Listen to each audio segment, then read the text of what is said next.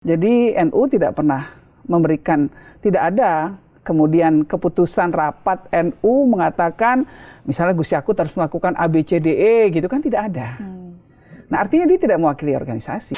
Karena kalau kita maunya KKN ya, maka yang terjadi adalah kita akan kehilangan peluang untuk mendapatkan orang-orang terbaik di negara kita. Benar, benar. Gus Dur mungkin akan ngomong gini, jangan takut untuk dikritik. Tapi takutlah kalau sudah tidak ada lagi kritik. Kalau sudah tidak ada lagi kritik, artinya suasananya terlalu mencekam. Artinya kita sudah terlalu menakutkan. Ketika kekuasaan sudah terlalu menakutkan, yang akan terjadi adalah revolusi. Kita bisa melihat bahwa justru di sini banyak orang yang gelisah dan kemudian disuarakan oleh Panji. Nah, kegelisahan ini nggak akan hilang dengan cara Panji dipidanakan. Itu masih bisa dibalikin nggak sih? Iya, masih bisa balikin nggak sih, Mbak? Menurut saya lebih baik dikembaliin aja deh. Nggak usah ngelola tambang. Ketika semua elit, ini elit, di PBNU pun ada elitnya. Hanya elit PBNU yang menikmati hasil tambang. Jadi kita ini mendoktrin umat agar tahan ya melakukan segala macam ritual-ritual agama agar tahan, agar menjauhi panasnya api neraka. Tapi ini malah mendekati panasnya tambang, bakar sudah. Ini kata-kata Pak Lut. Yeah. Dan saya sudah minta izin, boleh saya kutip ya Pak? Gitu. Boleh kata dia. Oke, gitu saya ceritakan. Cuma memang ada 2 menteri yang sangat aktif melakukan lobby-lobby agar dua ormas besar ini menerima tambang. Sebetulnya mau jadi pemimpin yang baik itu nggak susah.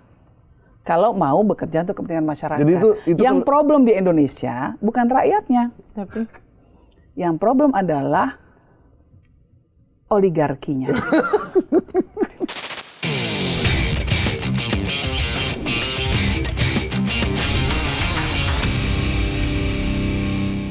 Assalamualaikum warahmatullahi wabarakatuh. Kembali lagi di Bikin Terang bersama saya Glenn Portu Sigit dan teman saya Fazila Khairunisa.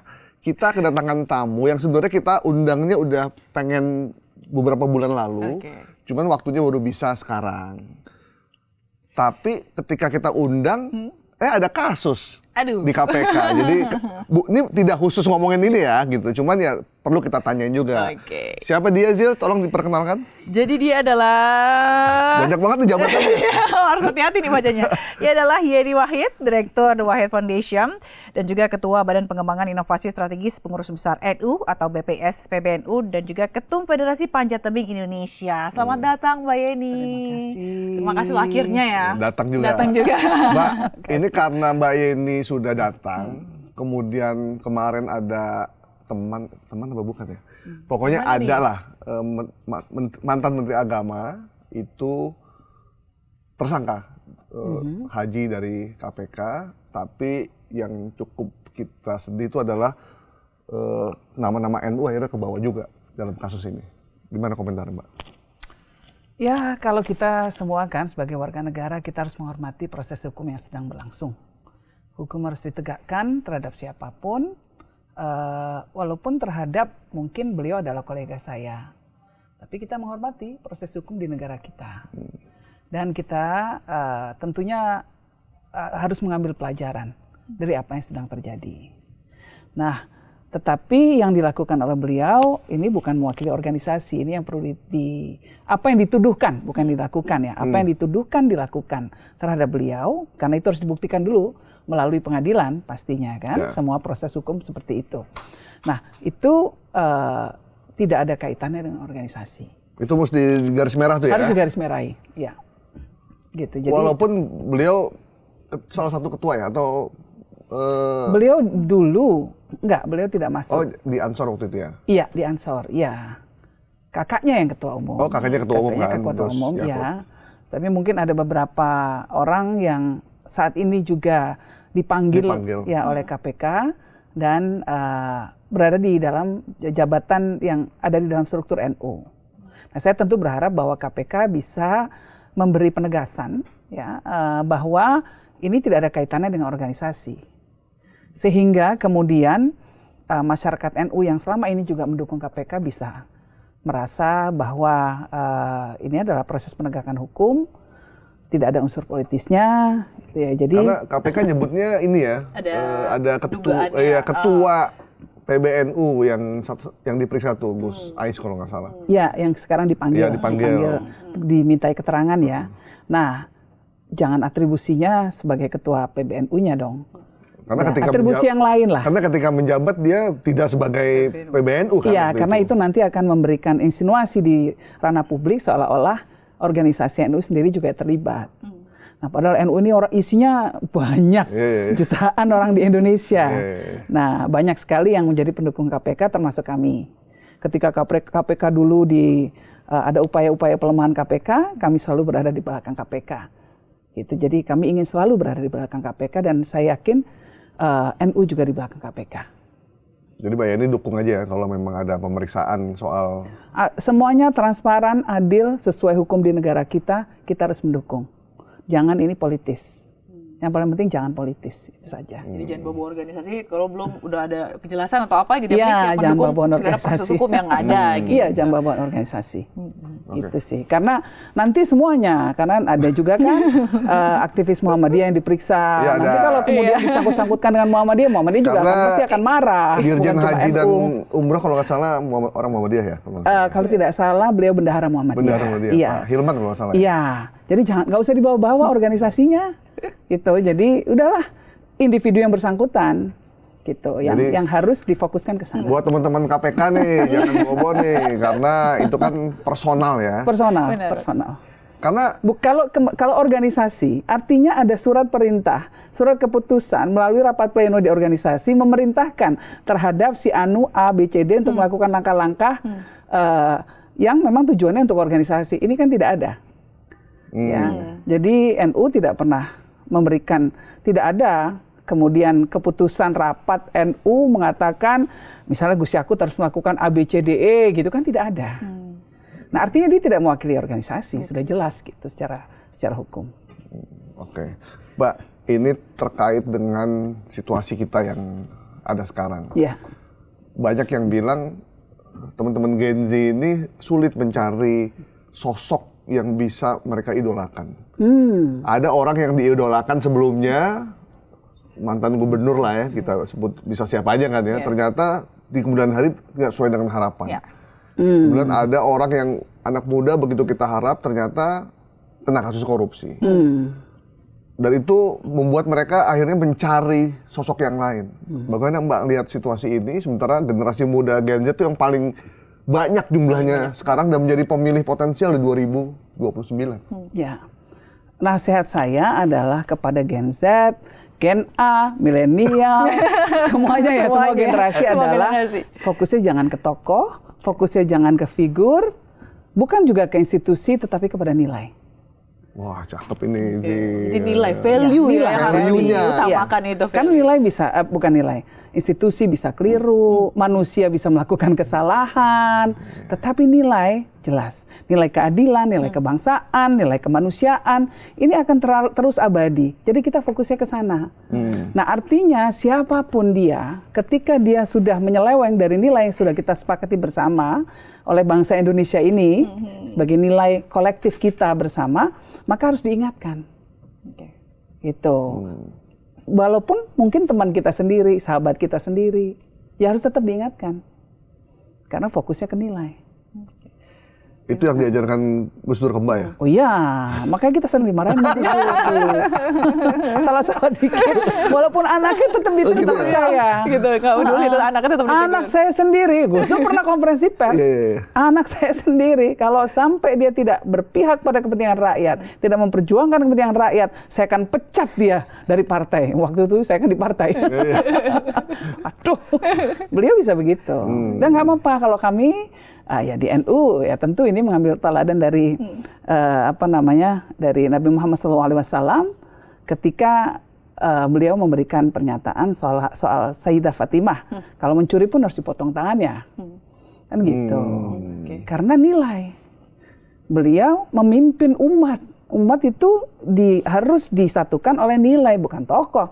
Kalau tokohnya pulang, berpulang katakanlah gitu, pergi, ya nilainya bisa rontok, bukan nilainya umatnya bisa tercerai kalau fokusnya tokoh. Iya. Tapi kalau fokusnya pada nilai, akan ada yang meneruskan. Selama masih ada yang meneruskan nilai ini, maka gerakannya akan masih tetap ada. Jadi ada istilah itu, tokoh boleh berganti tapi nilainya abadi gitu. Yes, betul. Gitu. Oke, tapi kalau Mbak Yeni ngelihat sebenarnya sekarang gimana untuk terkait dengan nilai-nilai itu? Apakah memang sekarang, karena kan kalau kita lihat benar tadi Mas Gai bilang, anak muda apalagi sekarang krisis kepercayaannya makin berkurang gitu kan, kayak dengan kok mereka juga belum menemukan nilai gitu, makanya sehingga mereka untuk mungkin rasa dia percaya terhadap pemerintah juga berkurang gitu. Kalau pejabatnya bukannya ini pansos. Kalau Mbak Yeni kan panjat tebing. Iya, kalau ini pansos ya. Ini pansos. Saya paling panjat doa.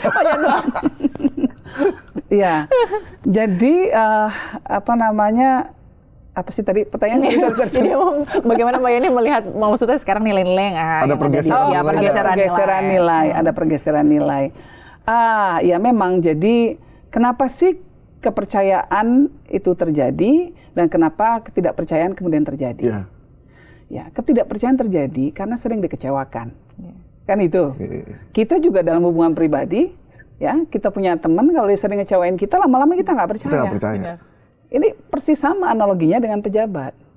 Nah, dari mungkin banyak deretan prestasi dengan deretan misdemeanor-nya atau kesalahan yang dilakukan, pansosnya lah, lalu korupsinya lah, dan lain sebagainya, sudah akumulatif, udah numpuk. Jadi udah nggak percaya lagi. Sehingga langka sekali di mata rakyat pejabat yang betul-betul berjuang untuk kepentingan mereka. Nah, ketidakpercayaan ini karena rakyat merasa negara ini hadir hanya untuk elit, bukan untuk rakyat. Rakyatnya merasa ditinggalkan. Ini kan yang terjadi saat ini rasanya. Itu benar banget tuh. Kalau bukan bagian dari elit, jangan berharap. Kalau nggak punya ordal, ya udah nasib lu perjuangin sendiri lah. Iya, gitu. Padahal nggak boleh begitu. Negara ini harus hadir untuk semua. Tahun 98 mahasiswa berjuang supaya KKN dihapuskan. Salah satu komponen dari KKN itu kan nepotisme. Artinya hanya membela kelompoknya sendiri, keluarganya, dan lain sebagainya. Itu perjuangannya berdarah-darah kan, untuk bisa harapan supaya KKN tidak terjadi lagi, supaya ada kesetaraan, supaya anaknya Pak Budi sama anaknya Pak Budi yang pejabat gitu misalnya, dengan anaknya Pak Cecep yang tukang sapu, semua punya hak yang sama kalau mereka memang punya keterampilan, keahlian. Gitu. Nah, Pak Joko juga yang siapa gitu bisa jadi. Pak Jokowi ya, atau Pak Joko Widodo atau Pak Joko Winoto misalnya gitu ya. Dua-duanya punya hak yang sama untuk bisa memimpin negeri ini kalau memang punya kemampuan yang sama. Itulah yang dinamakan meritokrasi. Karena kalau kita maunya KKN ya, maka yang terjadi adalah kita akan kehilangan peluang untuk mendapatkan orang-orang terbaik di negara kita. Benar. Bener. Negaranya terlalu besar, tantangannya terlalu besar. Apalagi kalau udah kehilangan, susah cari orang, dipilih oleh DPRD, udah susah itu. Mbak, Zil ya, kebanyakan ya orang-orang yang aktivis yang tadinya di ormas tuh kelihatannya tuh value-nya tinggi tuh. Tapi kadang mereka ketika masuk politik terkontaminasi tuh, karena di situ ada kekuasaan, ada uang. Akhirnya kita lihat, udah beda nih ketika ngomong, ketika aktivis pas begitu jadi pejabat, enak juga tuh bareng, beda gitu. Iya. Karena yang jadi orientasinya adalah kekuasaannya, bukan kekuasaan sebagai tujuan seharusnya. Ya, yang menjadi orientasi adalah kekuasaan sebagai alat untuk membuat perubahan yang positif tentunya. Beda orientasinya kan. Kalau orientasinya hanya sekedar kekuasaan, punya kekuasaan, begitu berkuasa selesai, dia ingin menikmati itu terus. Tetapi ketika orientasinya adalah saya ingin berkuasa agar ketika saya berkuasa, saya bisa membuat perubahan-perubahan di negara kita. Benar. Maka ketika dia berkuasa, mungkin dia akan melakukan hal-hal yang pahit justru. Dan ketika kemudian tidak berkuasa pun, terus berjalan perjuangannya di dalam dan di luar sistem harus tetap sama, karena orientasinya bukan tentang kekuasaannya tetapi tentang perubahan yang lebih baik untuk masyarakat. Nah, ini kan kalau saya kan Ya gurunya langsung Gus Dur. Saya ngeliat langsung Gus Dur kan begitu. Gus Dur mau jadi presiden, nggak jadi presiden, tetap aja sama aja, berjuang aja terus gitu. Nah bahkan buat Gus Dur kan tidak ada kekuasaan yang harus dipertahankan mati-matian. Apalagi sampai harus mengorbankan darah. Apalagi sampai harus mempermainkan konstitusi katakanlah gitu misalnya. Itu nggak boleh. Karena kemudian efeknya, konsekuensinya besar buat negara kita. Kalau anaknya Gus Dur ngomong bebas aja ya. Iya, bebas aja. Ya. Kalau Mas Gaya ngomong Nanti kalau saya ditangkap, nanti kalian nyambangin bawa orang. Karena kalian di sini juga ya. Kita akan penyebabnya. Kita akan berada di belakang Mbak. Iya. Di belakang aja maksudnya. Belakang aja maksudnya. Dari jauh. Belakangnya jauh banget 1 kilometer gitu. Aduh. Mbak,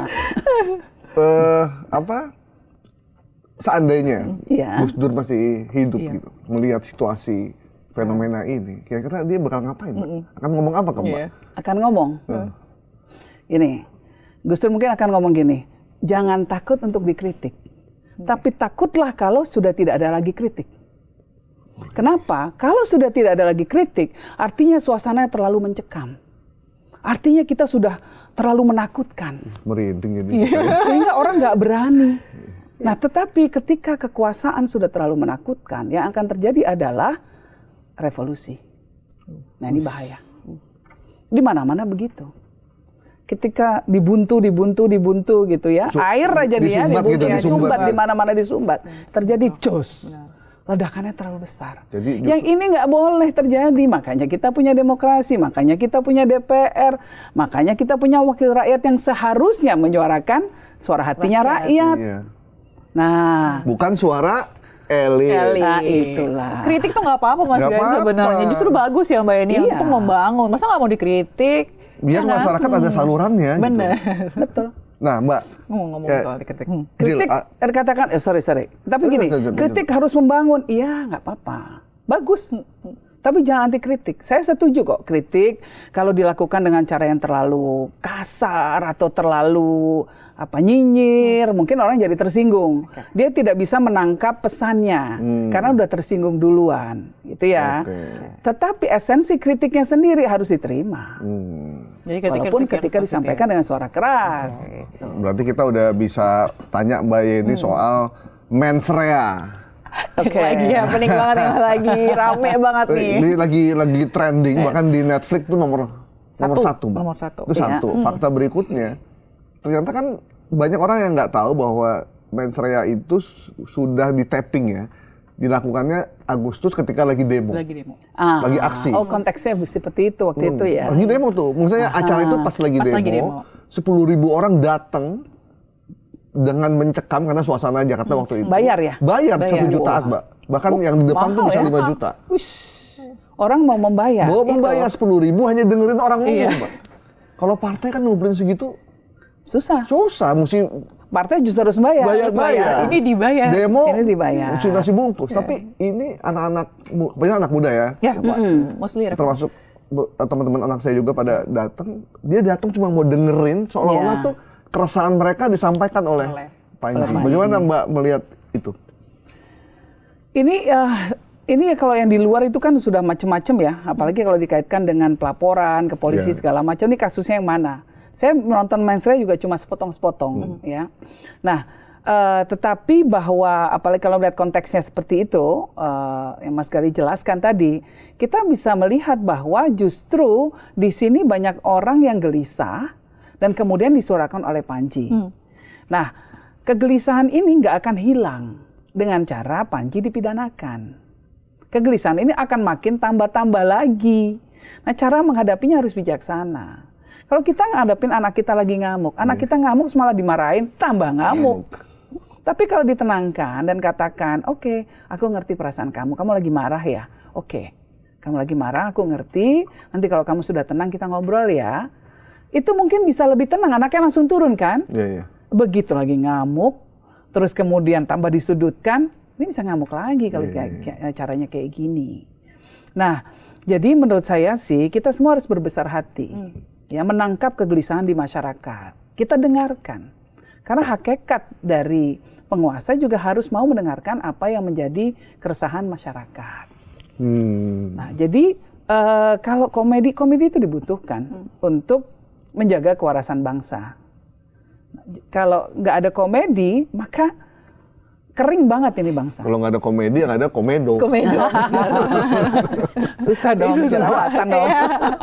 Tapi kan dia juga dilaporin kan sama pemuda, kelompok pemuda yang mengaku pemuda NU dan Muhammadiyah. Benar nggak sih Mbak, dia tuh bagian dari NU atau bukan sebenarnya? Saya secara pribadi nggak pernah kenal. Dan yang kedua, setahu saya, kedua organisasi besar ini berdasarkan dari pernyataan resmi dari pengurus pusat ya. Saya bukan pengurus di PB-nya ya, saya pengurus badan. Nah, berdasarkan dari kedua pernyataan resmi ini, dikatakan bahwa mereka tidak mewakili organisasi. Nggak kenal, Mbak? Nggak kenal. Padahal belakangnya namanya Wahid loh. Banyak bisa saudaranya Nur Wahid sama Nur Wahid, banyak gitu. Belakangnya namanya Wahid. Mungkin dia dipilih. Nih aja ada Wahid-Wahidnya. Boleh juga itu ya. Dipilih. Kata kuncinya dipilih, jangan-jangan. Ya. Nah, tapi Mbak, kalau soal ininya, soal materi lawakannya yang dianggap menyudutkan, gimana Mbak? Mbak Inaya juga kalau stand up gitu, itu ini juga loh Mbak, bikin orang gila juga nih orang gitu. Nyentil juga gitu ya. Kalau yang khusus sama NU ya, kalau yang saya dengar ini semuanya kan saya tahunya dari media juga ya. Jadi dakwaannya adalah menghina kedua organisasi ini karena berkaitan dengan tambang. Nah, soal NU Muhammadiyah menerima tambang itu kan dia fakta. Fakta yang harus dihadapi konsekuensinya bahwa kemudian banyak orang yang akan mempertanyakan keputusan itu. Saya sendiri pun mempertanyakan. Saya sendiri pun bahkan pidato. Gitu, apakah ini dianggap menghina? Iya kan? Kalau Mbak Yeni malah ngomongnya lebih ini lagi ya. Lebih terang lagi. Lebih terang lagi. Lebih terang dan pakai dalil pula gitu kan. Nah, jadi artinya bahwa kalau saya pribadi memang berpendapat bahwa ormas agama terutama tugasnya itu adalah mewakili suara hati masyarakat, menjaga etika dan moral di masyarakat, menjadi partner pemerintah, mendampingi bahkan juga mengkritisi pemerintah. Tapi intinya berjuang untuk kepentingan masyarakat banyak. Ketika menerima tambang dari pemerintah, ada potensi mereka akan terkooptasi. Suaranya jadi hilang, nggak bisa kritis lagi. Nah, kalau sudah hilang kekritisannya, reputasi dan kredibilitas akan hilang. Apakah kedua ormas ini bisa bersikap kritis kalau ada perusahaan-perusahaan, baik swasta maupun yang pemerintah, melakukan perusahaan lingkungan, perusahaan tambang? Kalau dulu bisa, sekarang bisa nggak? Padahal ini yang jauh lebih berharga. Ya, jadi 10 tahun, 20 tahun dari sekarang, orang akan mengingat ke belakang loh, begitu lihat ada kerusakan lingkungan begitu besar. Orang akan tanya, itu dulu siapa sih? Zaman NU zaman siapa sih yang nerima tambang? Kacau. Itu kan berat. Itu masih bisa dibalikin nggak sih? Masih bisa balikin nggak sih? Menurut saya lebih baik dikembaliin aja deh. Nggak usah ngelola tambang. Mengelola saja hal-hal yang memang punya kaitan dengan kita. Banyak kok. Kalau misalnya pemerintah mau nyumbang, boleh nggak sih? Boleh. Karena pemerintah banyak menyumbang pada organisasi, pada kegiatan-kegiatan masyarakat, biasa itu. Apalagi NU dan Muhammadiyah mewakili jutaan. Dan uangnya juga uang rakyat kan, bukan uangnya uang juga pemerintah. Uang rakyat, asal dikelola dengan baik. Misalnya tuh bangun gedung sekolah, bangun gedung rumah ibadah, universitas, rumah sakit. Yang lebih diperlukan banyak tuh boleh masyarakat. Kan? Itu tetap bisa mendatangkan keuntungan. Tanpa harus punya tambang. Tanpa harus punya tambang. Dan itu sesuatu yang memang kita cukup punya kemampuan untuk melakukan itu. Nah, menurut saya seharusnya begitu. Nah, kalau sudah tambang, ya itu tadi potensinya lebih besar. Mudaratnya lebih besar nih. Kerusakannya nih jauh lebih besar dibandingkan dengan keuntungan yang didapat. Apalagi kalau soal tambang itu di mana-mana di seluruh dunia, ya, tambang ini barang panas. Tambang, komoditas alam, mineral, dan lain sebagainya. Ini bisa bikin orang jadi nggak berpikir lurus kira-kira. Coba nggak usah jauh-jauh Presiden Trump. Bisa memenjarakan, bisa menangkap presiden berdaulat dari sebuah negara lain. Presiden negara lain, negara yang berdaulat dari bisa kamar ditangkap. tidurnya. Iya. Hanya gara-gara apa? Kayaknya gara-gara minyak. Sekarang mau invasi Greenland. Ya, hanya gara-gara apa? Gara-gara minyak. Semuanya gara-gara itu tadi mineral, gara-gara tambang. Orang jadi nggak berpikir kritis. Nah, kalau sudah seperti itu, kan bahaya, lebih bahaya lagi. Lalu siapa yang menemani masyarakat? Ketika semua elit, ini elit, di PBNU pun ada elitnya. Hanya elit PBNU yang menikmati hasil tambang. Sementara umat PBNU-nya ya tetap aja melarat. Kan susah kalau kayak begini caranya. Mas Goib yang nikmati. Nah, udah begitu Umat berantem. PBNU-nya melarat. Udah begitu berantem pula. Jadi kita ini mendoktrin umat agar tahan ya melakukan segala macam ritual-ritual agama agar tahan, agar menjauhi panasnya api neraka. Tapi ini malah mendekati panasnya tambang, bakar sudah. Panasnya batu bara. Lebih indah daripada panasnya neraka. Terbakar sudah jadinya. Mbak, Kalau begini caranya. Sebenarnya kan waktu itu Mbak sempat kasih statement soal bahwa ada menteri yang memang memaksa dan Pak Luhut yang justru melarang. Menolak ya. Itu memang begitu, Mbak? Iya, Pak Luhut cerita ke saya. Tujuannya memang ingin pengaruh atau gimana, Mbak? Betul. Jadi Pak Luhut telepon saya. Waktu ada geger-geger di NU. Terus bilang, saya emang udah bilang ya dari dulu. Bahwa nggak usah lah Ormas ngambil tambang. Saya ini orang tambang, saya tahu susahnya. Ini kata-kata Pak Luhut. Dan saya sudah minta izin, boleh saya kutip ya Pak? Gitu. Boleh, kata dia. Oke, gitu saya ceritakan. Cuma memang ada 2 menteri yang sangat aktif melakukan lobby-lobby agar 2 ormas besar ini menerima tambang. Kenapa ditengarai? Karena ada motif-motif lain, yaitu mau bagi-bagi tambang juga ke ormas-ormas lain, atau mungkin ada ormas-ormas yang akan dibentuk yang mungkin berafiliasi dengan dirinya, kita nggak tahu. Ormas sayap atau ormas baru yang akan dibentuk. Gitu. Jadi nanti akan ada bagi-bagi ke semua lah. Gitu, bukan ke semua lah ya, ke elit, lagi ke elit. Biar nggak kelihatan terlampau mencolok. Iya. Jadi kan ormas yang udah ada ormas besar ini. Betul. Dua ormas besar menjadi. Bu Mayani ya. Mbak Yani kayak boleh inisialnya B dan P. Inisial aja ya. Inisialnya B dan P ya. Siapa tuh? Bisa Budi, bisa. B itu Bang. P itu Pak. Bener juga sih. Bener juga B. Karena memang muda dan tua ya. Gitu. Aduh. Mbak, tapi sebenarnya kan tambang ini kan memang butuh profesional lah yang harus menjalankan. Sementara di ormas itu kan nggak ada profesionalnya ya. Pasti nanti akan diserahkan juga ke orang yang profesional. Kita nggak tahu bagaimana nanti prosesnya. Dan nanti kalau ternyata tambang itu bermasalah, kemudian masyarakat marah, kecewa, akhirnya kan ormas itu berseberangan sama masyarakat. Yang harusnya mereka merangkul dan melindungi masyarakat. Dan tambang itu ya itu tadi, kembalinya hanya menguntungkan elit. Nanti itu untungnya belum tentu sebesar-besarnya untuk kepentingan umat atau kepentingan organisasinya. Ada production cost yang nanti akan ditinggi-tinggiin, dibesar-besarin, supaya nanti profitnya kecil saja. Nah, ini banyak sekali lah dalam dunia perbisnisan hal-hal yang semacam ini yang kemudian akan mungkin membuat kira-kira nih untung untuk ormas saya juga nggak seberapa. Nah, jadi kalau sudah berhadapan dengan situasi seperti itu, buat apa sih? Kalau buat saya seperti itu, karena ada jauh lebih banyak, yaitu tadi kerusakan, potensi kerusakan, mudarat, hal-hal yang yang seharusnya, potensi kerusakan lah kira-kira, potensi kerusakan, hal-hal yang negatif yang akan tercipta, dibandingkan dengan hal positif. Apalagi kalau positifnya cuma nguntungin, itu tadi segelintir elit. Yang sekarang sudah berantem sendiri. Belum jalan udah berantem sendiri. Gimana nanti jalan? Gimana nanti kalau udah jalan? Nah Mbak, ini karena kita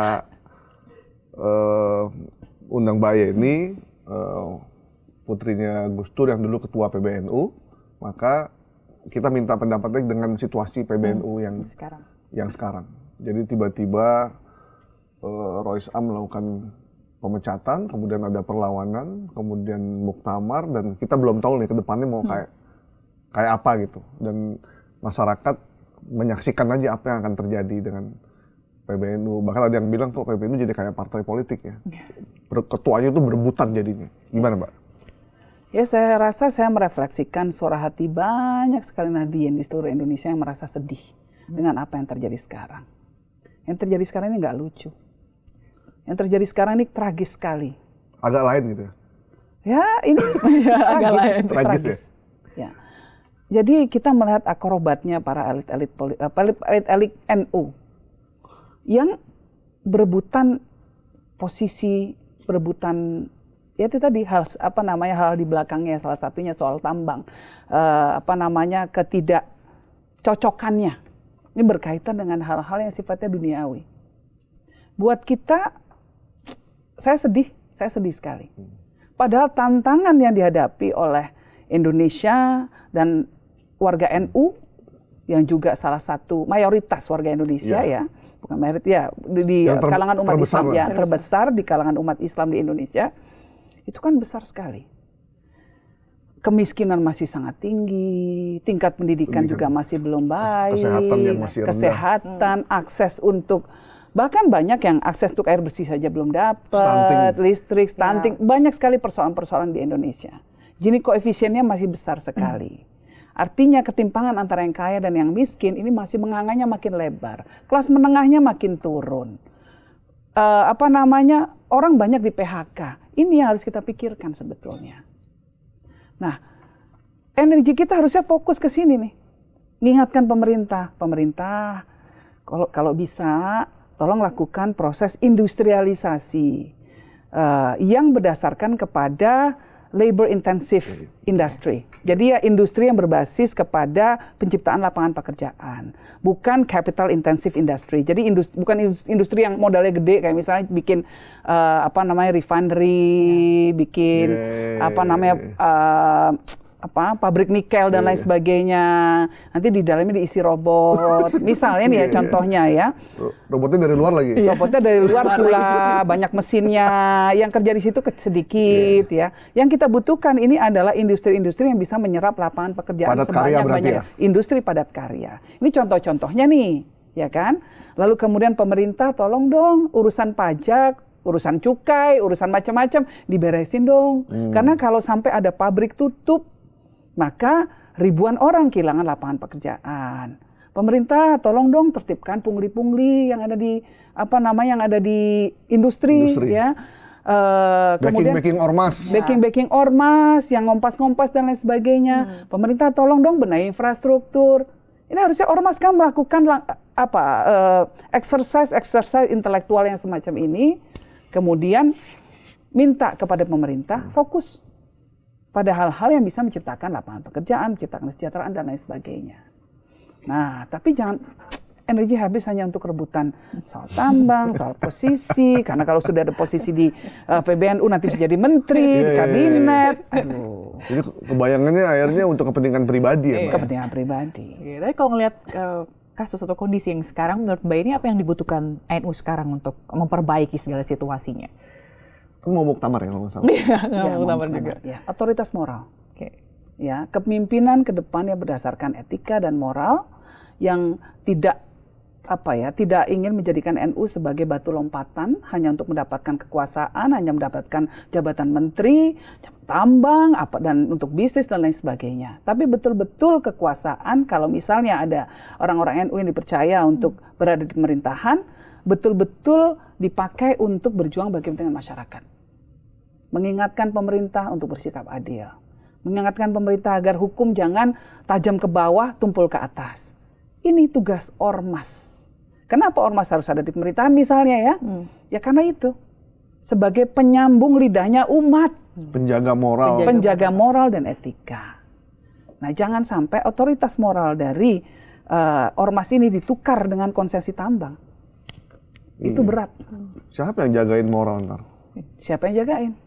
Masa anak-anak umur 19 tahun, 20 tahun, ini akhirnya demo. Dia mau jaga moral, tapi taunya dia demo. Akhirnya dia melakukan aksi-aksinya turun ke jalan. Karena orang-orang tuanya lagi lupa semua. Kan lucu kalau gini caranya. Nah, Mbak, akhirnya kan banyak masyarakat melakukan kritik ya terhadap situasi yang ada sekarang. Baik kritik kebijakan maupun hal-hal lain pejabat yang melakukan akrobat. Nah, dulu zaman Gus Dur juga pernah ada yang nyinggung juga ya. Ada, ya. Zaman Bagito ya? Iya, Bagito kalau nggak salah. Tapi justru malah diundang ke istana. Iya, diundang ke istana. Gus Dur nggak pernah anti kritik. Ya, kita udah sekeluarga udah kenyang kalau dikritik, dijadiin parodi. Memang gini, saya juga mencatat ya kalau untuk Panji, ada satu hal yang harus dikritisi dari materinya Panji, terutama berkaitan dengan body shaming.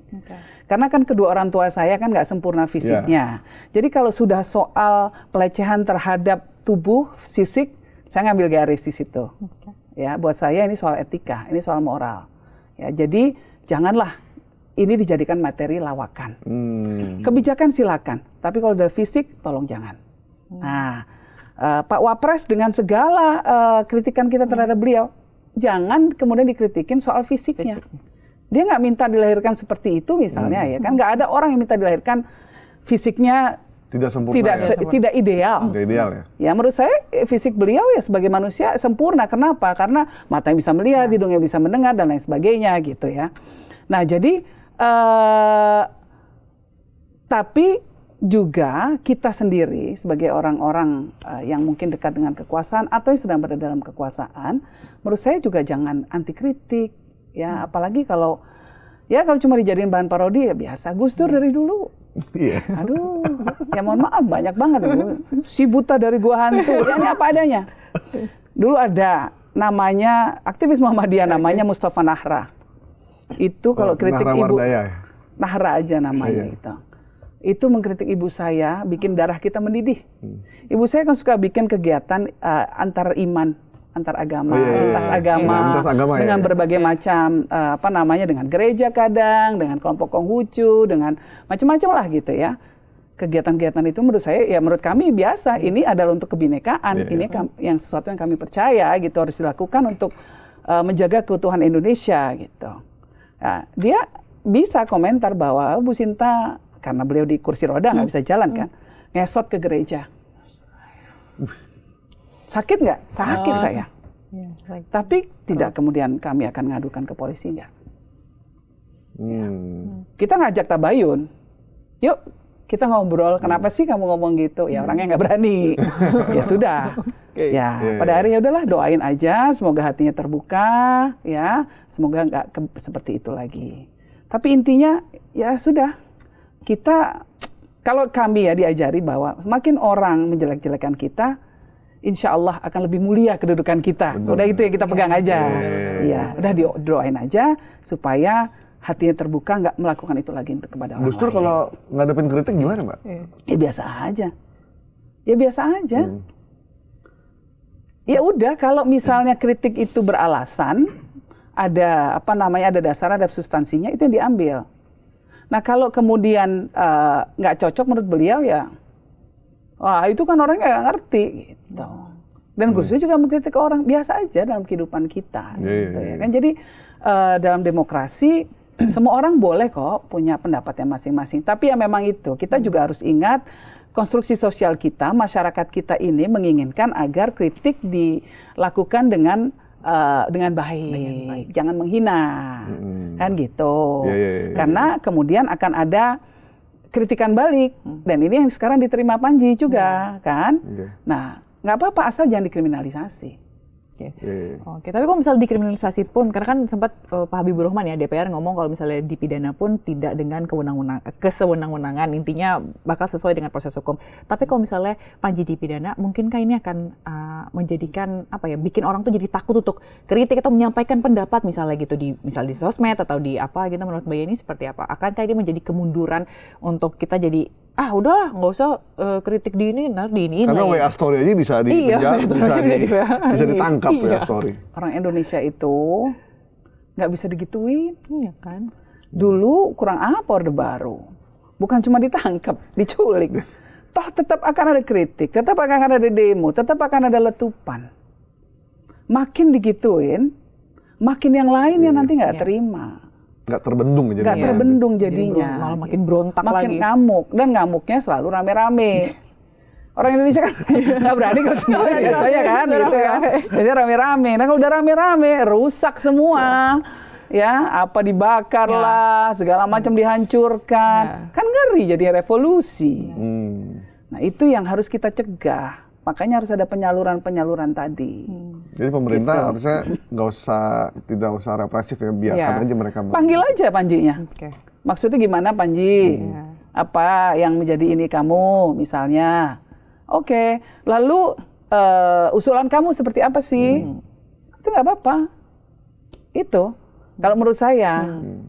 Nah, jadi dan memang gini ya, pemerintah itu memang harus mendengarkan kritik. Kenapa? Karena ya pemerintah ini sedang mengemudi sebuah kapal besar yang kalau salah nakodanya keliru mengambil arah, ini bisa tenggelam semua kita. Ya. Saya dulu ketika pemilu tidak mendukung Pak Prabowo. Tetapi begitu Pak Prabowo ditetapkan sebagai Presiden Republik Indonesia, saya 100% mendukung beliau supaya sukses. Kenapa? Kesuksesan Pak Prabowo adalah kesuksesan Indonesia. Kegagalan Pak Prabowo adalah kesengsaraan rakyat Indonesia. Itu yang saya yakini. Salah kebijakan, sengsara rakyatnya. Nah, harus sukses pemerintah ini. Jadi kalau ada kesalahan atau ini bisa dikasih tahu, kita boleh. Boleh harus, karena itulah hakikat mensukseskan. Mensukseskan bukan berarti menerima secara buta. Menerima utuh-utuh semua. Karena ada banyak hal yang juga harus dikritisi. Ya itu tadi, kita harus mengatakan bahwa Pak di sana ada batu tuh, jangan lewat sana Pak, gitu. Tujuannya apa? Tujuannya agar selamat ini kapal besar Indonesia ini. Dan karena yang dibawa mandatnya ini besar. Dan semua kebijakan publik yang dilakukan oleh pemerintah itu dibiayai oleh keringat dan darahnya rakyat lewat pajak. Jadi rakyat sangat berhak untuk melakukan kontrol terhadap kebijakan pemerintah. Kenapa? Pak Prabowo niatannya baik sekali. Dia ingin rakyatnya bisa sekolah, akses sekolahnya bagus semua, dibikin sekolah rakyat, ya kan? Dia ingin rakyatnya bisa usaha, dibikinlah koperasi merah putih. Dia ingin rakyatnya makan bergizi gratis, makanan bergizi, dibikinlah MBG. Nah, yang harus dicermati oleh Pak Prabowo adalah niatan yang baik ini, implementasi ke bawahnya baik juga apa enggak. Ini ketika dikritisi bahwa Pak, MBG di sana bikin keracunan, harus didengar. Pak, kebijakan Bapak, aparat keamanan jangan represif misalnya, ini harus didengar. Karena kalau enggak niatan yang baik, di bawahnya diterimanya berbeda, kasihan.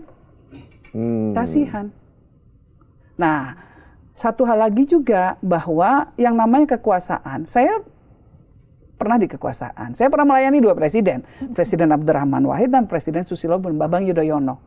Saya cukup mengerti lah dinamika kekuasaan seperti apa.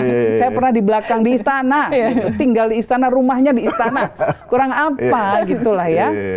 Nah, saya mengerti bahwa hakikat kekuasaan itu bukan hakikat. Salah satu ciri kekuasaan adalah kadang-kadang orang tidak berani memberikan laporan-laporan yang buruk. Jadi, presiden, pemimpin itu banyak dikelilingi oleh orang-orang yang ABS. Ini bahaya. Bahaya sekali. Seorang pemimpin harus menciptakan sebuah sistem di mana dia harus mendengarkan, dia bisa mendengarkan semua realita yang ada di masyarakat. Agar jalannya ini benar. Ya, ketika dia mengemudi kapal besar ini jalannya benar. Jadi yang paling penting adalah kupingnya ini. Harus dipasang, harus bikin sistem. Dia harus bikin di ini mana-mana nih ada kabel-kabelnya di mana-mana. Karena nanti anak buahnya nggak berani ngomong. Nggak berani ngomong, memberikan laporan yang jelek. Laporan yang jelek biasanya itu untuk menyudutkan orang lain. Ya itu kan demo besar-besaran tuh karena ya situ Pak pihak itu tuh mau melakukan provokasi. Musuh politik. Itu karena mau jatuhin Bapak. Seorang pemimpin harus mengerti, harus memahami bahwa kenapa rakyatnya bisa diprovokasi ya. Kenapa mereka begitu gelisah sehingga diprovokasi sedikit aja langsung menyala. Kalau rakyatnya sejahtera, Kalau rakyatnya tenang, uangnya banyak, perutnya kenyang, bisa sekolah, masa depan dianggapnya cerah. Diprovokasi kayak gimana pun dia malah bilang apaan sih lu? Gue udah happy tuh gue enak. Kan gitu. Iya. Kalau zaman Gus Dur gimana? Mbak kan deket tuh di istana. Kan Gus Dur kan mohon maaf nggak bisa lihat kan. Iya. Berarti kan dia hanya mengandalkan telinga dan perasaan. Iya. Nah itu gimana untuk menyortir bahwa ada laporan ABS, ada laporan yang benar-benar itu gimana? Ya. Jadi waktu waktu zaman Gus Dur, saya mengambil peran sebagai orang yang membawa kabar buruk. Saya selalu mengatakan, ya Pak, tapi begini Pak. Gitu. Berat banget. Pasti sebel lah. Pemimpin pasti sebel lah kalau dikasih kabar buruk, udah niatnya udah baik, tahu ada yang kabar buruk. Tetapi Bapak tahu bahwa niat saya adalah untuk jagain Bapak. Mungkin sebel, tapi didengerin. Oh gitu, oke gitu. Jadi kalau ada menteri yang cuma ABS, ada juga Mbak zaman dulu ya? Ya banyak. Dari dulu ada ya orang-orang ABS. Begitu. Penting sekali seorang pemimpin tuh punya orang-orang di sekelilingnya yang memang betul-betul genuine, yang loyal karena dan mau menjaga keselamatan pemimpinnya, ya, tapi dengan cara mengingatkan terus. Kayak orang tua deh. Kita ya, orang tua ini kalau anak kita kasih aturan nggak sih? Pasti kita kasih aturan, nggak kita manjain aja kan.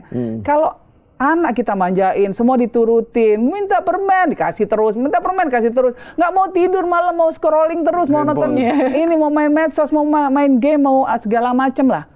Jadinya kayak gimana itu anak? Kan sama persis. Orang tua yang baik adalah yang kadang-kadang bersikap bisa ngingetin, Pak. Nak, kalau ke anaknya ya, nak, nggak boleh begitu. Walaupun anaknya mungkin meronta-ronta, sebel gitu kan. I hate you. Aku nggak suka mau mama ini ya. Tapi niatnya sudah jelas bahwa kita harus ngingetin. Kita harus membuat garis. Demikian juga pembantu presiden yang baik, ngingetin presiden. Supaya jangan salah arah. Gitu. Mungkin menteri takut itu di reshuffle. Iya. Misalnya dia ngeritik apa gitu, Pak, ini kebijakan. Bukan mengkritik juga. Pak, ini kebijakan Bapak nih agak kurang yang ini nih, karena di bawahnya begini. Pak, kan bisa dengan caranya yang baik. Pak, kita bisa sempurnakan kebijakan ini, niatan Bapak sudah baik. Cuma mungkin kita bisa sempurnakan dengan cara ini. Nah, kalau menteri niat yang baik mungkin bisa melakukan itu. Tapi ada juga mungkin menteri yang hanya ingin menikmati saja di jabatannya. Nah, kalau ada ini kayaknya demo ini untuk menjatuhkan Bapak. Kita harus siap waspada, Pak. Kita berada di belakang Bapak. Langsung disayang. Itu yang bahaya. Karena zaman ini udah berubah loh. Ini zamannya udah berubah banget. Zaman sekarang, ini kalau ada filsuf Prancis Michel Foucault itu mengatakan bahwa kekuasaan itu sekarang tidak tersentralisasi, tetapi terdesentralisasi. Kekuasaan tidak hanya ada di istana atau mereka yang punya senjata, tapi juga pada mereka yang punya HP, yang punya medsos, mereka yang bisa melakukan konsolidasi untuk bisa beraksi di jalan misalnya. Kekuasaan ada di mana-mana, bahkan juga ada di komedi, di pertunjukan-pertunjukan di mana-mana. Ini kekuasaan sekarang sudah tersebar. Nah, dan ini keseimbangan harus dijaga semua. Kekuasaan yang sudah kemana-mana ini. Nah, caranya dengan apa? Dengan terus mendengarkan. Pulsa nadinya ini loh, nadinya ini harus terus, denyutnya rakyat gimana sih, perasaan suasana kebatinannya masyarakat kayak gimana sih, ini harus terus didengarkan. Tuh, denyutnya melemah ini. Nah, kalau orang kan begitu, ada masalah berarti ada sumbatan ini. Nah, ke dokter lah, dokternya apa, dikasih obat kan. Nah, itu juga sama.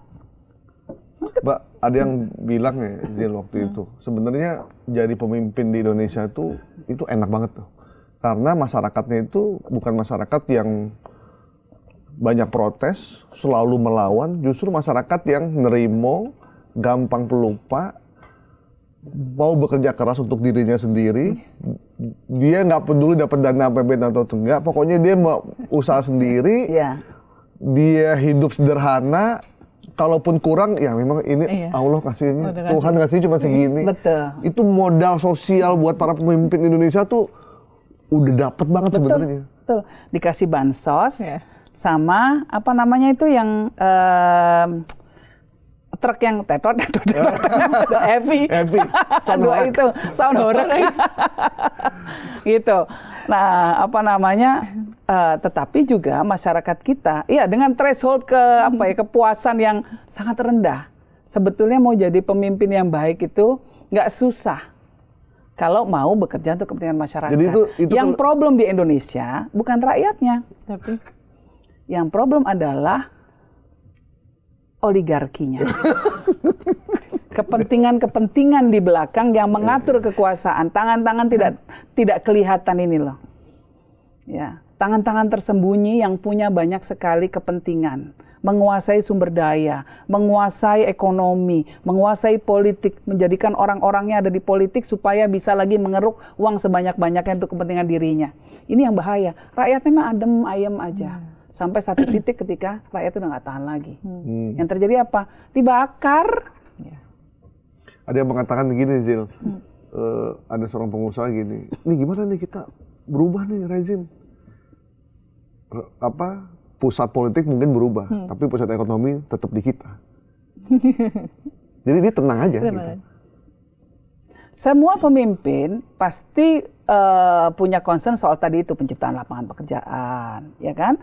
Lalu pendapatan negara melalui pajak. Iya. Sebetulnya kalau pengusaha yang baik, ya pengusaha yang baik, yang fokus saja membesarkan bisnisnya, memang kerja keras, jadi yang melakukan investasi, dia bikin pabrik, dia bayar pajak, dia nggak melanggar hukum, nggak mencemari lingkungan, oke-oke aja, kita sih seneng banget. Tapi kalau ada pengusaha-pengusaha yang justru kemudian dia nakal-nakal, dia nyuap supaya dapat kontrak, lalu kemudian dia dapat hak untuk sawit katakanlah gitu ya. Tapi nggak diapa-apain, hanya untuk diizonin ke bank, nggak diurus, atau dia melakukan penebangan hutan secara liar, nggak bertanggung jawab. Ya siapa yang mau dengan oligarki yang kayak gitu? Tapi kadang elit politik juga yang minta bantuan sih. Nah itulah. Bantuin kita dong, kita mau kampanye ke sini. Nanti lu mau apa kita kasih dah, gitu. Kalau kita udah mimpin. Betul. Baik gubernur, wali kota maupun bupatinya begitu juga. gimana memutus ini, Mbak? Supaya tidak ada terjadi lagi. Itu susah sekali kayaknya kalau zaman sekarang apalagi. Edukasi kita semua. Kalau kita kan Tuhan tidak akan mengubah nasib suatu kaum sampai kita mengubah nasib kita sendiri. Artinya ya jangan lagi terima disuap. Ambil uangnya tapi coblosnya sesuai hati nurani, kan begitu. Tetap kuncinya di situ. Dan harus berpikir kritis, harus melihat latar belakang siapa pemimpinnya, harus betul-betul dikritisi betul gitu. Yang kelas menengah juga harus terjun ya menjadi aktivis politik dan sosial, bukan berarti kemudian ikut masuk di pemerintahan, nggak mesti jadi politisi semua, tapi aware dengan apa yang terjadi. Jadi kita ambil contohnya Zoran Mamdani yang di New York, bisa jadi wali kota New York ya, dengan apa gerakan akar rumput kan. Karena orang udah muak dengan elit. Benar. Muslim pula dia kan. Nah, jadi kita harus mengidentifikasi juga tokoh-tokoh di masyarakat ini seperti siapa yang harus kita bantu dan harus bantu bersama-sama. Jangan juga ego-ego sendiri ya, ego-ego ketokohannya. Gua nggak mau situ kayaknya potensi, cuma ini gua jatuhin deh. Negara ini terlalu besar. Negara ini butuh turun tangan. Kita semua ini harus turun tangan. Mbak Yeni memperhatikan nggak bahwa kalau dulu perubahan itu lambat karena kelas menengahnya masih nyaman posisinya. Ya. Tapi sekarang ini kelas menengahnya mulai bergejolak nih. Betul. Karena ternyata sudah menyentuh kenyamanan yang dia miliki, sehingga dia akhirnya aktif main di medsos dan mereka akhirnya bersuara dan akhirnya mereka turun gitu. Nah, sebenarnya pemerintah tuh memperhatikan nggak sih situasi ini? Karena kelas menengahnya BLT nggak dapet, bansos nggak dapet, BPJS nggak bisa gratis. Betul. Ini kayak ditelantarkan gitu. Betul. Gitu. Sementara kebijakannya ke bawah terus. Ke bawah gitu. terus, ya. Maka yang bawah lebih adem ayem. Iya. Tapi kelas menengah yang akan kritis. Padahal kelas menengah sekarang turun juga. Iya. Ya, kelas menengah 9 juta turun ke bawah kan. Padahal kelas menengah di Indonesia itu sebetulnya di negara lain bukan kelas menengah, itu masuknya sudah kelompok miskin. Masa di atas $4, pendapatan di atas $4 sehari, katakanlah berapa, 60.000 ya, 60.000 sehari itu dianggap kelas menengah sudah Indonesia. 60.000 sehari ya. Ya kalau kamu bayangan ya, kelas menengah itu kan bisa ngopi di Starbucks ya. Enggak, di Indonesia 60.000 sehari pendapatan. 60.000 kali 30 berapa? 180. Katakanlah gitu. 1.800.000. Sudah kelas menengah. Bisa nggak hidup di Jakarta? Boro-boro Starbucks, kopi keliling aja belum tentu bisa. Di Bojonggede aja belum tentu hidup. Nah itu sudah masuk kategori kelas menengah dan nggak dapat bansos, nggak dapat segala macam tadi. Mereka ngerasa sangat ditinggalkan. Dan mereka lah biasanya di mana-mana di seluruh dunia kelas menengah lah yang akan menjadi penggerak perubahan-perubahan dan revolusi sosial politik yang terjadi. Jadi pemerintah memang harus merhatikan banget ini. Semoga ada solusi untuk kelas menengah di Indonesia. Bukan cuma kelas, semoga ada sumbatan-sumbatan komunikasi yang selama ini tertutup bisa terbuka. Semua pejabat bisa lebih mendengarkan, ya, dan nggak baperan. Saya apresiasi loh Pak Wapres, ya, beliau dikritik sama Panji soal itu bilang nggak apa-apa, biarin aja. Oke loh dia.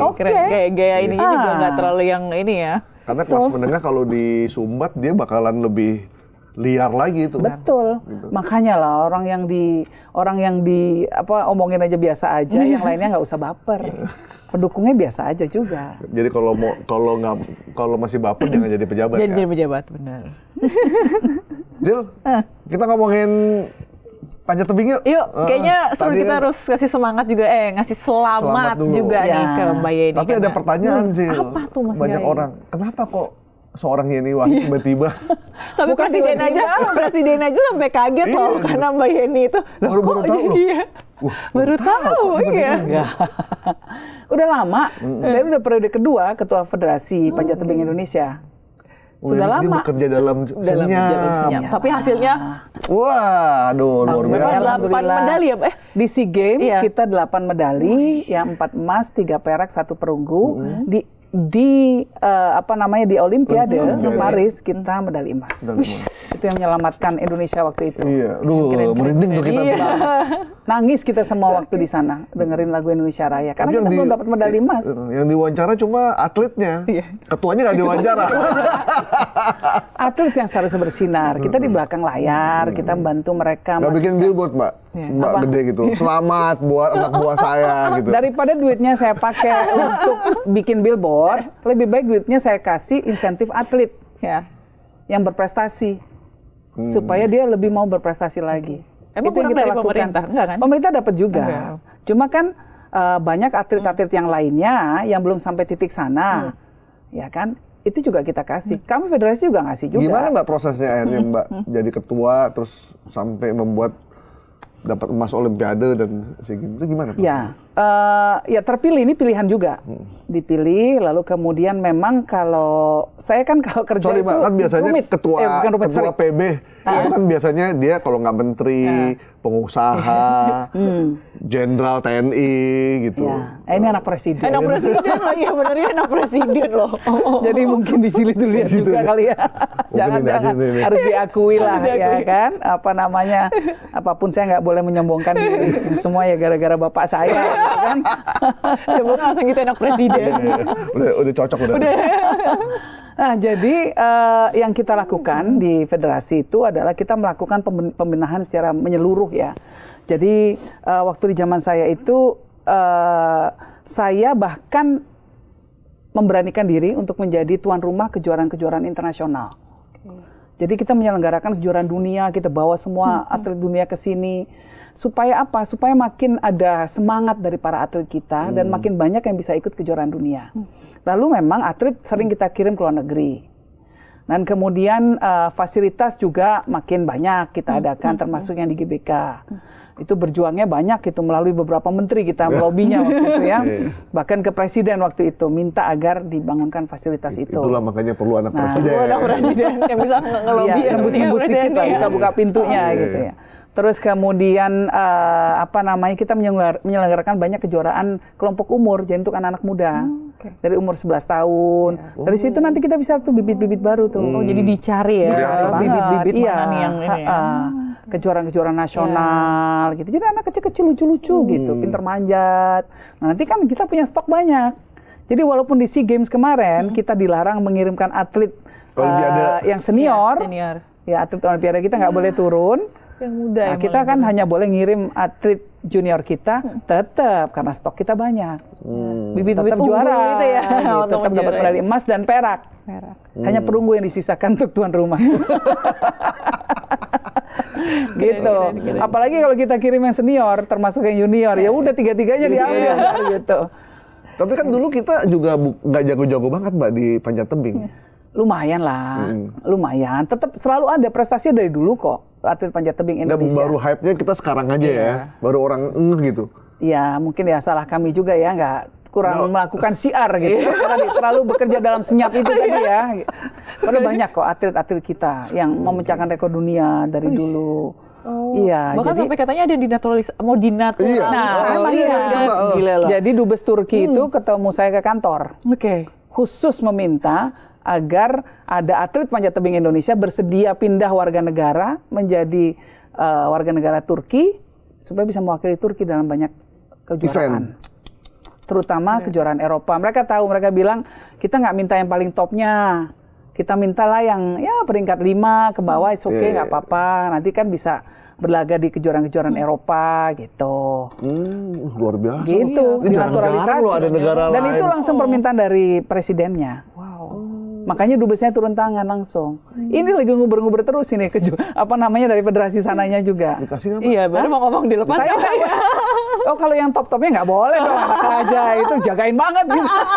Padahal kata komentarnya, mau ada gue minta warga negara.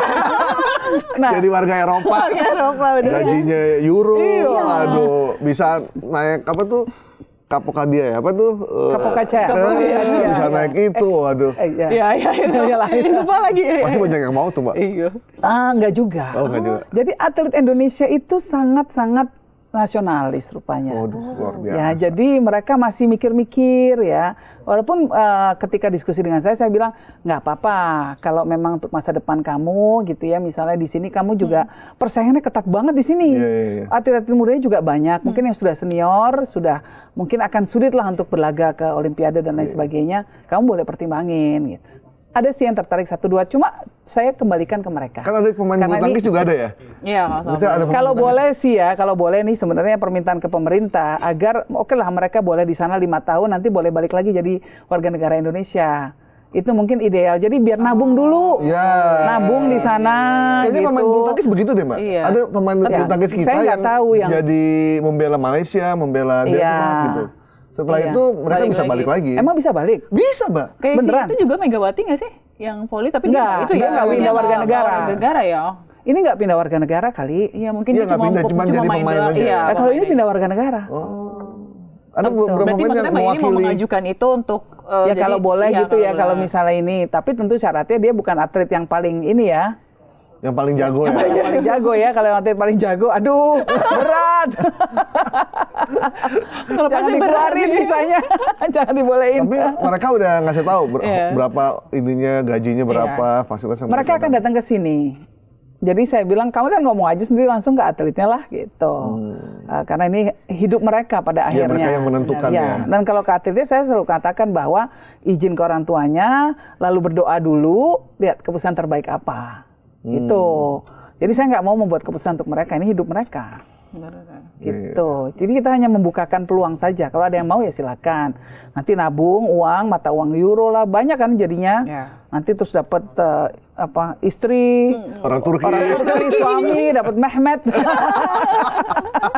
Mehmet Sultan atau Mehmet siapa Sultan lah gitu gitu ya. Balik ke Indonesia ya, perbaikan keturunan juga.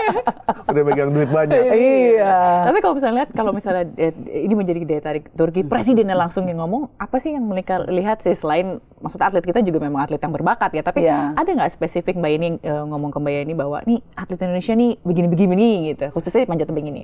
Ya kalau atlet Indonesia, sama seperti orang Indonesia pada umumnya tadi dikatakan ya, pekerja keras, fokus kalau sudah fokus pada apa yang dimaui gitu ya, itu bisa fokus dan dengan segala kondisi diterima kira-kira kan gitu.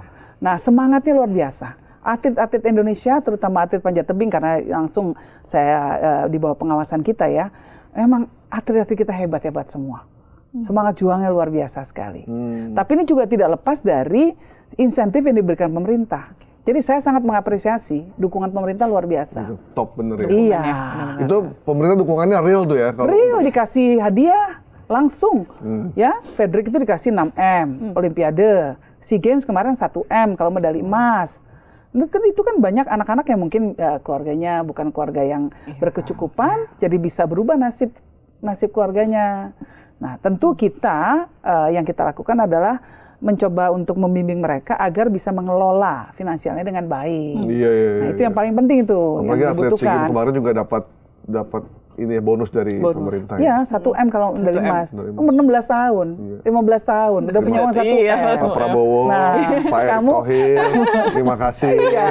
Oh, kita sangat terima kasih. Karena Mbak, sangat terima kasih. karena saya punya cerita juga, ada beberapa atlet, mantan-mantan atlet SEA Games yang ternyata begitu nggak jadi atlet, hidupnya justru mengerikan lah. Ada yang jual ini, ada yang banyak lah kejadiannya begitu. Iya. Kan kita sedih ya. Iya. Akhirnya dia jadi pemulung, Tukang bakso, tukang makanan, apa segala bukannya itu pekerjaan yang hina, bukan. cuma Sebenarnya maksudnya ketika dia membela bangsanya, terus masa depannya nggak diurusin. Jadi Iya, nggak kita sih ya, diperhatiin. di media, di iNews, kita menganggap pemberian ini wajar karena mereka udah berjuang dan mengorbankan hidupnya untuk berlatih, Iya. mengorbankan Masa pendidikan, mudanya, masa pendidikan, mudanya masa gitu. mudanya. Jadi Oh, kalau wajar pendidikan sih nggak juga. Iya. Karena kalau anak panjat tebing sih ada yang S2 juga. Luar Iya, biasa. tetap. Berarti di sambil manjat dia mikir tuh, Mbak. Enggak, mereka dapat beasiswa. Salah satu dari Unwahas. Oh, oke. Ya, di Semarang itu banyak tuh. Sampai dibikinin papan panjat tebing di sana. Tulisannya Kiromal Katibin itu salah satu atlet kita. Karena memang mahasiswa situ gitu. Iya. Nah, support. Yang kita lakukan adalah kita mendatangkan sebuah lembaga keuangan untuk melakukan pelatihan kepada anak-anak untuk mengelola Financial planner keuangan, ya? financial planning. Iya. Tapi mungkin itu juga yang terjadi ketika atlet, mungkin dia dapat duit banyak, kemampuan untuk manajemen uangnya Iya, ini iya, kurang. iya. Anak umur segitu ya wajar lah, terus maunya Jadi kayak, beli-beli yang macam-macam karena dia gitu. mendapatkan uang segitu banyak di Betul. usianya itu kayak mungkin prestasi Betul. tersendiri buat Iya, mereka. bener. Harus dibantu agar ada alokasi. Oke, uang bersenang-senangnya ada, tapi berapa persen Ya. dari hadiah itu? Ada untuk jatah tabungan, ada jatah untuk bantu orang lain, mungkin berapa persen? Ada untuk orang tua, itu juga boleh gitu. Karena kalau di beberapa negara, ketika atlet-atlet beberapa negara, atlet Olimpiade itu kaya raya, Mbak. Di beberapa Iya, negara ya. iya. Gitu. Kayak pelari-pelari 100 meter tuh kaya banget rumahnya gitu. Iya, industrinya sudah jadi, sponsornya sudah jadi, hadiahnya udah tinggi-tinggi. Golf segala macam gitu. Jadi memang ya ini salah satu salah satu nasihat kalau boleh advice untuk para orang tua kita ya ke depan. Mungkin salah satu hal yang menjanjikan, sektor yang menjanjikan untuk anak-anak kita gitu ya adalah di bidang olahraga. Jadi anak-anak masukin deh jadi pelari Sesuai dengan jadi ini dia ya? renang apa, panjat tebing Catur. dari sejak kecil, catur apapun. Dari sejak kecil. Karena kalau sudah bisa meraih prestasi itu luar biasa. Ya. Dapat ininya. Jadi jangan berpikir karirnya itu harus jadi pegawai negeri doang, jadi dokter, gitu-gitu. Jangan. Anggota DPR. Anggota DPR. Itu sih cepet kaya juga. Nah, ini ngomong-ngomong DPR, aku mau nanya boleh ya Mas Gaib yang boleh, ini? boleh. Jadi kan ada pro kontra sekarang, lagi happening juga soal pilkada. Itu ya pemilihannya lewat DPRD ya. Nah, itu menurut Mbak ini gimana? Aduh, rakyat mau dikasih apa sih? Semua mau diambil dari rakyat. Aduh, sudahlah, lebih baik langsung saja. Pemilihan tetap langsung. Karena apa? Itu untuk menjamin ada akuntabilitas. Karena siapapun yang terpilih, pertanggungjawabannya langsung ke rakyat. Kalau dikatakan ongkos politiknya mahal, sebagian besar ongkos politiknya itu kan untuk mahar partai. Kurangin deh kalau bisa di situ. Ya, sehingga ongkosnya lebih turun lagi. Lalu kemudian buatlah batasan yang betul-betul diawasi. Berapa banyak yang boleh di-spend tiap kandidat. Iya. Ya, jadi nggak jor-joran. Ini juga boleh, seperti itu caranya. Tapi bukan kemudian haknya rakyat diambil untuk menentukan siapa pemimpinnya. Itu, karena kemudian akuntabilitasnya jadi nggak jelas. Kami ngalamin Gus Dur diturunkan oleh DPR. Iya. Sidang istimewa itu ya. Iya. Jadi sudah lebih baik kembalikan haknya rakyat untuk menentukan siapa pemilihnya tetap ada di tangan rakyat. Jadi reformasi yang udah kita perjuangkan dulu kita kembali ke zaman itu betul, lagi. Betul.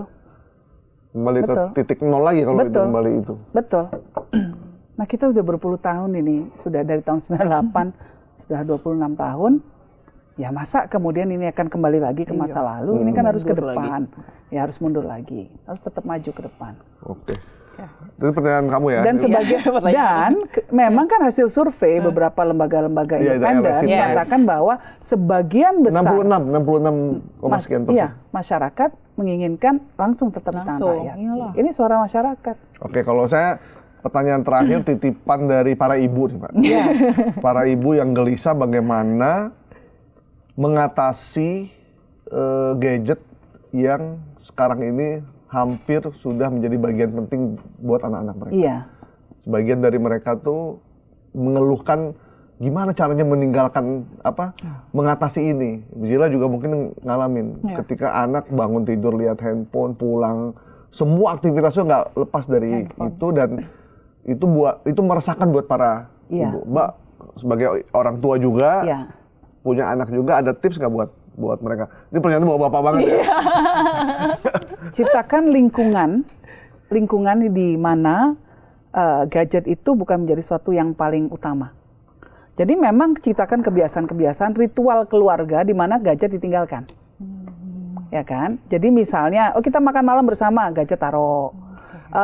Kita main berkebun yuk, gadget ditaruh. Kita main di luar, outdoor, makin banyak aktivitas yang dilakukan bersama-sama, makin banyak gadget itu nggak dipakai. Gitu kan. Nah, terus kemudian ada aturan. Kalau di rumah saya, kita pakai timer.